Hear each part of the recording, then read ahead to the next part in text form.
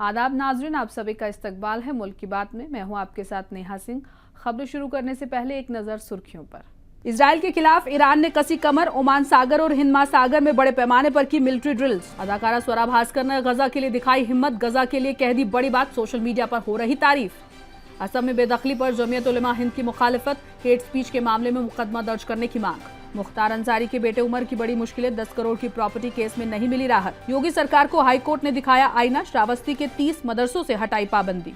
बिहार के मुंगेर की रहमानी मस्जिद पहुंचे राहुल गांधी, मुसलमानों ने कर डाली राहुल से बड़ी अपील। वजीर आजम नरेंद्र मोदी पहुंचे बिहार के दौरे पर, ओंटा सिमरिया 6 लेन गंगा पुल का किया इफ्तिताह। पीएम मोदी के गयाजी में कदम रखते ही लालू यादव को बड़ा झटका, 2 आरजेडी एमएलए एनडीए में होंगे शामिल। सीएम नीतीश के टोपी नहीं पहनने पर बरसे तेजस्वी, कई महीनों से टीचर्स की बहाली न होने से लोग नाराज। शेल्टर होम नहीं, नसबंदी ही सही हल, आवारा कुत्तों पर सुप्रीम कोर्ट का बड़ा फैसला। जीएसटी में खत्म होंगे 12% और 28% वाले स्लैब, आम आदमी को मिलेगी राहत। ट्रम्प दिखाते रहे आंख, भारत रूस की हो गई डील, फार्मास्यूटिकल्स और एग्रीकल्चर समेत सब फाइनल। नाजरीन, हमें ऐसा खदशा है कि सच्ची खबरें दिखाने में हमें जल्द ही चुनौतियों का सामना करना पड़ सकता है और हमारे यूट्यूब चैनल तहजीब टीवी को टर्मिनेट भी किया जा सकता है। इसीलिए आपसे गुजारिश है कि हमारे नए चैनल जिसका नाम है तहजीब टीवी ऑफिशियल, आप उसे अभी सब्सक्राइब कर लें, ताकि अगर हमारा ओरिजिनल चैनल तहजीब टीवी किसी भी वक्त टर्मिनेट हो जाए तो आप आसानी से हमारे बैकअप चैनल से जुड़ सकें। हमारे नए चैनल तहजीब टीवी ऑफिशियल का लिंक डिस्क्रिप्शन में दिया गया है। शुक्रिया। ईरान इजराइल के बीच आने वाले दिनों में एक बहुत बड़ी जंग छिड़ने वाली है।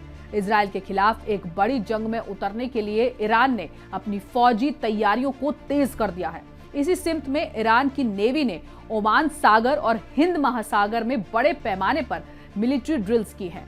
मिडिल ईस्ट के एक्सपर्ट्स के मुताबिक ईरान ने खतरनाक मिलिट्री ड्रिल इजराइल से बड़ी जंग के पेश नजर की है, जिसका मकसद सीधे तौर पर इजराइल अमेरिका को चेतावनी भी हो सकती है। ईरान इजराइल को साफ साफ बता देना चाहता है कि वो इजराइल अमेरिका के हमलों का मुंह तोड़ जवाब के लिए पूरी तरह से तैयार बैठा है। गजा, लेबनान, सीरिया समेत पूरे मिडिल ईस्ट को इजराइल अमेरिका ने ऐसी जंग की आग में झोंका है कि एक एक करके तमाम देश इस जंग की जद में आ रहे हैं। ईरान से 2 माह पहले हुई जंग अब एक बार फिर शुरू होने के आसार नजर आ रहे हैं। अमेरिका पहले ही बोल चुका है कि जरूरत पड़ी तो फिर ईरान पर एयर स्ट्राइक की जाएगी। साथ ही ईरान को भी अपनी इंटेलिजेंस से ये मालूमात हासिल हुई है कि इजराइल चुपके से ईरान पर बड़ा हमला करने की तैयारी कर रहा है। तो इजराइल अमेरिका के नाजायज कब्जे का जड़ से खात्मा जरूरी है। ईरान का मानना है कि अगर इस अमन को हासिल करने में खुद से हमले की शुरुआत करनी पड़ी तो कर देंगे। ईरान जनरल और खामेनेई के करीबी कमांडर कई दिनों से मुसलसल वार्निंग दे रहे हैं कि इजराइल के साथ अब एक बड़ी जंग बहुत करीब है, जिसके चलते अब ईरानी फौज ने अपनी जंगी तैयारियों को तेज कर दिया है। द क्रेडल की खबर के मुताबिक ईरानी फौज ने ऐलान किया है कि उनकी नेवल फोर्सेज ने ओमान सागर और हिंद महासागर में इक्तदार 1404 नामी फौजी ड्रिल्स कामयाबी से अंजाम दी हैं। फौज के मुताबिक नेवल मिसाइल यूनिट्स और सर्फेस जहाजों ने नासिर, कादिर और कादर क्रूज मिसाइलों का इस्तेमाल करके कोऑर्डिनेटेड हमला किया। साहिली बैटरियों और नेवल प्लेटफॉर्म से एक साथ मिसाइलें छोड़ी गई और अफसरों ने बताया कि सरफेस टारगेट्स पर सीधा वार हुआ। ये फौजी ड्रिल 2 दिनों तक चली और इसमें मुख्तलिफ किस्म का फौजी साजो सामान शामिल था। फौजी कमांडरों ने कहा कि इस ड्रिल ने असल जंग की सूरत हाल में पेचीदा और कोऑर्डिनेटेड कार्रवाई की ईरान की सलाहियत को जाहिर किया और ईरान में बनी मिसाइल टेक्नोलॉजी में तरक्की भी दिखलाई। मतलब ये कि ईरान असल जंग में सलाहियतों का भरपूर मुजाहिरा करने के लिए तैयार है। ये फौजी ड्रिल ऐसे वक्त में हुई है जब ईरान और इजराइल के दरमियान जंग होने के इम्कान पहले से कई ज्यादा बढ़ गए हैं। ईरान के वजीर दिफा ब्रिगेडियर जनरल अजीज नसीरजादे ने कहा कि ईरान के पास अब हाईटेक मिसाइलें मौजूद हैं जो इस्लामी जमहूरिया पर अमरीकी इजरायली हमलों के जवाब में इस्तेमाल की गई मिसाइलों से बेहतर है। उन्होंने जोर दिया कि इन नई मिसाइलों का इस्तेमाल किसी भी दुश्मनाना कदम के खिलाफ किया जाएगा। गजा की हिमायत में बॉलीवुड एक्ट्रेस स्वरा भास्कर ने आजाद मैदान में हुए एक एहतजाज में हिस्सा लिया। साथ ही साथ उन्होंने एक जोरदार तकरीर भी दी। अब इस तकरीर का वीडियो सोशल मीडिया पर लगातार वायरल हो रहा है और लोग स्वरा भास्कर की तारीफ कर रहे हैं। हिंदुस्तान के अमन पसंद लोगों ने मुंबई के आज़ाद मैदान में गजा के सपोर्ट और इजरायली बेरहमी के खिलाफ एहतजाज किया। इस एहतजाज में बॉलीवुड एक्ट्रेस स्वरा भास्कर ने भी हिस्सा लिया। इस दौरान उन्होंने फिलिस्तीन की हिमायत में एक जोरदार तकरीर की। ये वीडियो सोशल मीडिया पर वायरल हो गया और सोशल मीडिया पर स्वरा भास्कर की जमकर तारीफ हो रही है। मुंबई के आज़ाद मैदान में फिलिस्तीन की हिमायत में एक पुरअमन एहतजाज का इनेकाद किया गया था। इस एहतजाज में कई सियासी जमातों के रहनुमा भी शरीक हुए। बॉलीवुड एक्ट्रेस स्वरा भास्कर ने भी इसमें हिस्सा लिया और जोरदार तकरीर की। उन्होंने अपनी तकरीर में इजराइल की जेलों में बरसों से कैद फिलिस्तीनी शहरियों का जिक्र किया। जमीयत उलमा हिंद की एक्सक्लूसिव कमेटी की एक ऑनलाइन बैठक में मौलाना महमूद असद मदनी की सदारत में मुनक्किद की गई, जिसमें एग्जीक्यूटिव कमेटी ने सदर और चीफ जस्टिस से असम के सीएम को बर्खास्त करने की मांग की है। कमेटी में असम में चल रही बेदखली की कार्यवाही पर संगीन तशवीश का इजहार किया।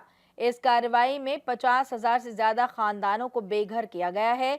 एग्जीक्यूटिव कमेटी ने सदर और चीफ जस्टिस से असम के सीएम को बर्खास्त करने की मांग की है।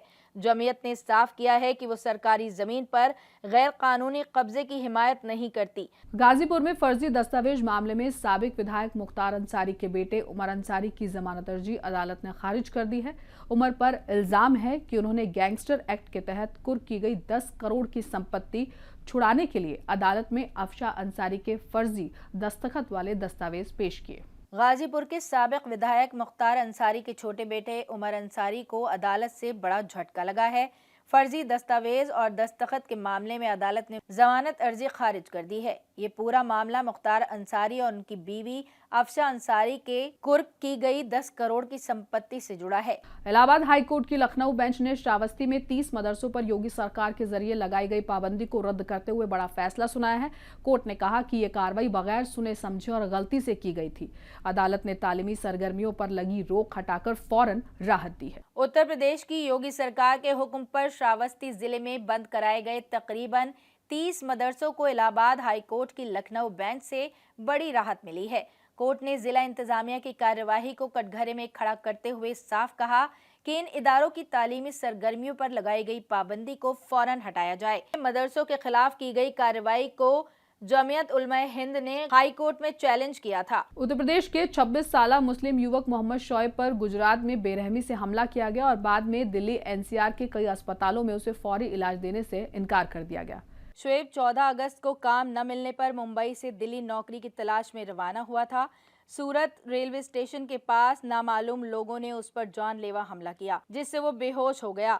बाद में एक नामालूम शख्स ने उसे दिल्ली जाने वाली ट्रेन में बैठा दिया। लोग उसे कई अस्पतालों में ले गए, लेकिन अस्पतालों ने उसे भर्ती करने से साफ इनकार कर दिया। आखिरकार गाजियाबाद का एक अस्पताल उसे भर्ती करने के लिए तैयार हुआ, लेकिन शर्त रखी कि 4,40,000 जमा किए जाएं। घर वालों ने इस मांग को पूरा करने के लिए भारी कर्ज लिया। इस वाक़े की मजहबी और समाजी रहनुमाओं ने सख्त निंदा की है। जमीयत उलमाए हिंद के महासचिव मौलाना हकीमुद्दीन कासमी ने कहा, ये सिर्फ एक अफराद का मसला नहीं है, ये दिखाता है कि मुसलमानों के साथ कैसा सलूक किया जा रहा है। मुरादाबाद हिंदू देवी देवताओं के नाम पर मुसलमानों द्वारा बैंड बाजा कंपनियां चलाने के खिलाफ एक एडवोकेट ने सीएम पोर्टल पर शिकायत दर्ज की है, जिससे तनाजा गर्मा गया है।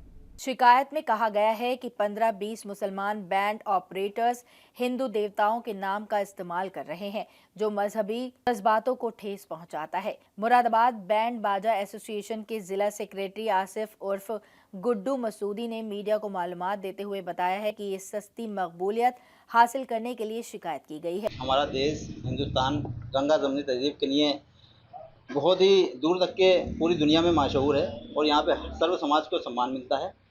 और जिन्होंने भी ये मुख्यमंत्री महोदय के पोर्टल पे शिकायत की है, वो एक सस्ती लोकप्रियता हासिल करने के लिए की है।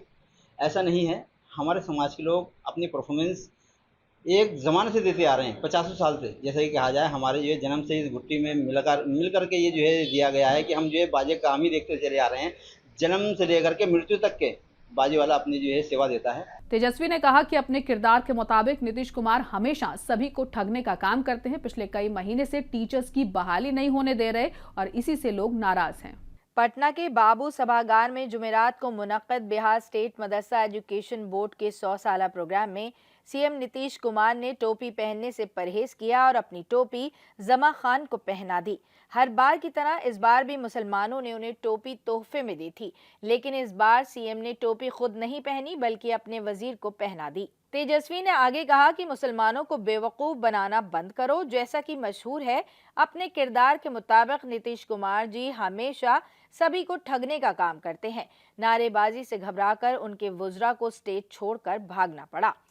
राहुल गांधी मुंगेर में मौजूद खानकाह रहमानी मस्जिद पहुंचे। उन्होंने इस दौरान कई उलेमा से मुलाकात की और भीड़ ने उनसे एक बड़ी अपील कर दी। कांग्रेस लीडर राहुल गांधी ने मुंगेर में मौजूद खानकाह रहमानी मस्जिद का दौरा किया, जहां अक़लियती बिरादरी की बड़ी भीड़ उन्हें देखने और मुलाकात करने के लिए जमा हो गई। इस दौरान लोकल शख्सियतें भी शामिल रहीं, जिनमें मोहम्मद शहनवाज आलम, मोहम्मद रईस आलम, खालिद सुल्तान रहमानी और मोहम्मद इस्लाम रहमानी शामिल थे।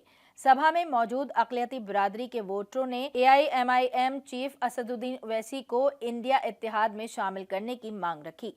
लोगों का कहना था कि अगर ओवैसी को शामिल नहीं किया गया तो इत्तेहाद को बड़ा चुनावी नुकसान उठाना पड़ सकता है। सभा में बड़ी तादाद में ओवैसी समर्थक भी मौजूद थे। वजीर आजम नरेंद्र मोदी गया जी पहुंचे। बोधगया के AMU कैंपस में उन्होंने बिहार को 13,000 करोड़ रुपए के प्रोजेक्ट सौंपे। गया जी में प्रोग्राम के बाद PM बेगूसराय पहुंचे, जहां उन्होंने ओंटा सिमरिया 6 लेन गंगा पुल का उद्घाटन भी किया। वजीर आजम नरेंद्र मोदी आज बिहार दौरे पर हैं। गया जी में जलसा आम को खिताब करते हुए उन्होंने ऑपरेशन सिंदूर पर कहा है कि बिहार की सरजमी से लिया गया कोई भी अज़्म कभी खाली नहीं जाता। ऑपरेशन सिंदूर के दौरान पाकिस्तान ने हिंदुस्तान पर कई ड्रोन और मिसाइल हमले किए, लेकिन हमने उन्हें तिनके की तरह बिखेर दिया। PM ने तकरीबन 13,000 करोड़ रुपए की लागत वाली स्कीमों का इफ्तिताह और बुनियाद रखी। उन्होंने गया जी, नई दिल्ली अमृतसर एक्सप्रेस और वैशाली कोडरम बौद्ध सर्किट ट्रेन को ऑनलाइन हरी झंडी दिखाकर रवाना किया। वजीर आला नीतीश कुमार ने अपने खिताब में हुकूमत के मुफ्त बिजली, पेंशन बढ़ोतरी जैसे फैसलों को गिनाया। बिहार असेंबली इंतखाब से पहले राजद को बड़ा झटका लगा है। लालू प्रसाद यादव और तेजस्वी के 2 विधायक NDA में शामिल होंगे। विधायक विभा देवी और प्रकाश वीर को PM मोदी के मंच पर देखा गया। दोनों विधायकों के NDA में शामिल होने की बातें उठ रही हैं। बिहार में असेंबली इंतखाब होना है। इंतखाब से पहले वजीर आजम नरेंद्र मोदी आज बिहार के दौरे पर गया जी गए। PM मोदी ने गया जी आते ही BJP के राजद सुप्रीमो लालू प्रसाद यादव और तेजस्वी को बड़ा झटका दे दिया। राजद के 2 विधायक आज NDA में शामिल होने वाले हैं। दोनों विधायकों को वजीर आजम मोदी के मंच पर NDA के लीडरों के साथ देखा गया। राजद विधायक विभा देवी और विधायक प्रकाश वीर के PM मोदी के मंच पर आने से सियासी गलियारों में चर्चाओं का बाजार गर्म हो गया है। BCCA सदर राकेश तिवारी पर कई इल्जाम पोस्टर के जरिए से लगाए गए हैं। ये poster victim cricketer association Bihar के दरख्वास्त के तौर पर लगाया गया है। भारत के लिए क्रिकेट सिर्फ खेल नहीं, एक त्योहार है। लेकिन बिहार में जब क्रिकेट की बात होती है तो क्रिकेट की बदहाली दिखने लगती है।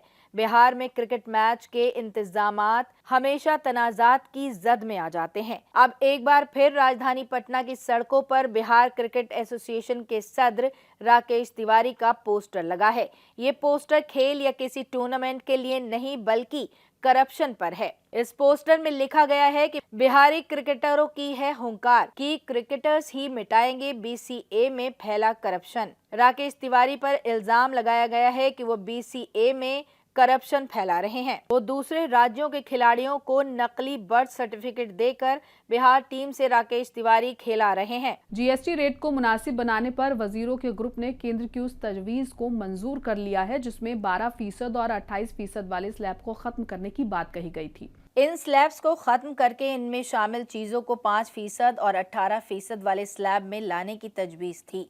बिहार के डिप्टी CM सम्राट चौधरी ने 21 अगस्त को मीडिया को बताया कि GOM ने इसे मंजूर कर लिया है। GOM की सिफारिशों पर अब GST काउंसिल की अगली बैठक में गौर किया जाएगा। ये बैठक सितंबर 2025 में 2 दिन तक होने का इम्कान है। इस दौरान 12% और 28% स्लैब को खत्म करने, हेल्थ और लाइफ इंश्योरेंस की दरों को मुनासिब बनाने और जरूरी अशिया पर टैक्स स्लैब में तब्दीलियां जैसे अहम बदलावों पर गौर किया जाएगा। गुवाहाटी क्राइम ब्रांच ने असम और मरकजी सरकार पर तनकीद करने वाले वीडियो के लिए सहाफी और यूट्यूबर अभिसार शर्मा के खिलाफ FIR दर्ज की। एक सीनियर पुलिस ऑफिसर ने बताया है कि गुवाहाटी क्राइम ब्रांच ने जुमेरात एक मकामी शहरी की शिकायत की बुनियाद पर सहाफी और यूट्यूबर अभिसार शर्मा के खिलाफ FIR दर्ज की, जिसमें इल्जाम लगाया गया था कि उन्होंने असम और मरकजी सरकार दोनों का तनकीद करने वाला एक वीडियो अपलोड किया। FIR में दफा 152, 196, 197 के तहत मामला दर्ज किया गया है। शिकायत के अनुसार श्री शर्मा ने YouTube पर एक वीडियो अपलोड किया जिसमें असम के CM हेमंत बिस्वा शर्मा पर फिरका वाराना सियासत करने का इल्जाम लगाया गया है। सुप्रीम कोर्ट ने आवारा कुत्तों को लेकर बड़ा फैसला दिया है। अदालत ने अपने फैसले में 11 अगस्त के उस हुक्मनामे में तब्दीली की है जिसमें आवारा कुत्तों को पकड़कर शेल्टर होम में रखने की बात कही गई थी। कोर्ट ने आज कहा कि सिर्फ बीमार और शदीद हमलावर कुत्तों को ही शेल्टर होम में रखा जाएगा।